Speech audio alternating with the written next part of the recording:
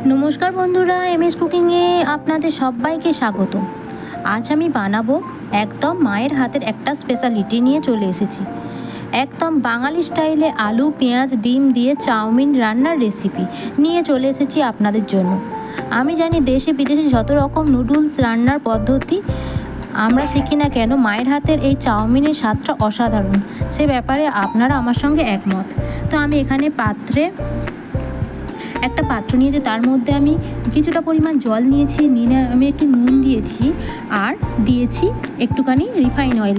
আপনাদের কাছে অনেকেরই শুনেছি চাউমিন নাকি জড়িয়ে যায়, এরকমভাবে রিফাইন তেল একটু দিলে তারপরে জলটা ফুটতে থাকবে, তারপরে চাউমিনটা আমি দিয়ে দেবো। একেবারে ঝরঝরে একদম হবে।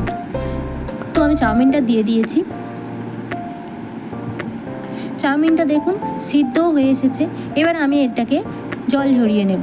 তো আমি কড়াই নিয়ে নিয়েছি, কড়াইয়ের মধ্যে আমি রিফাইন অয়েলই দিয়েছি, দিয়ে আমি এখানে দুটো ডিম ভেঙে একসঙ্গে ঝুড়ি ঝুড়ি করে নেব।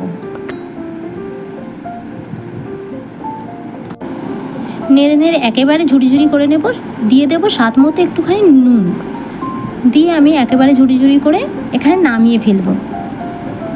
তো আমার মা এই চাউমিনটা খুবই ভালো বানাতো, আর আমরা এই চাউমিনটার মা বানালে টিফিনে নিয়ে যেতাম।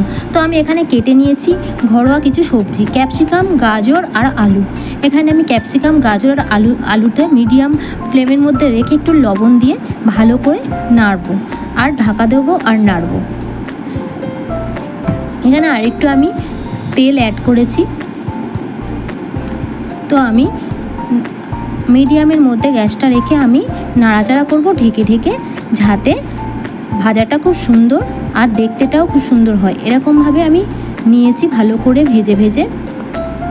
তেমন কিছুই দিইনি, শুধুমাত্র নুন দিয়েছি আর এখানে কুচিয়ে রাখা একটা ছোট সাইজের পেঁয়াজও দিয়ে দিলাম, দিয়ে আর ডিমটাও দিয়ে আবারও ভালো করে একটু ঢেকে ঢেকে নেড়ে নিয়েছি। তো ঢেকে ঢেকে নাড়লে কালারটা খুব সুন্দরই আসে, আর গ্যাসটা মিডিয়ামের মধ্যে রাখলে আরও সুন্দর থাকে ভাজাগুলো, সবজিগুলো। এবার আমি সিদ্ধ করে রাখা জল ঝরানো চাউমিনটাও দিয়ে দিলাম ওই সবজির মধ্যে, দিয়ে ভালোভাবে নেড়ে নেব। এখানে আমি দিয়ে দেব গোলমরিচের গুঁড়ো, দিয়ে দিয়েছি, দিয়ে আবারও ভালো করে একসঙ্গে মিশিয়ে নেব।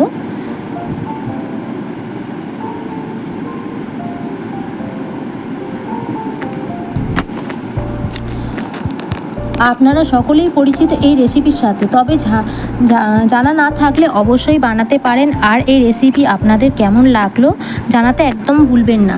তো আমি এখানে একটু অল্প পরিমাণ চিনি অ্যাড করেছি, আপনারা না চাইলে অবশ্যই দেবেন না। তো আমাদের পছন্দ করে বাচ্চারা, তাই আমি দিয়েছি।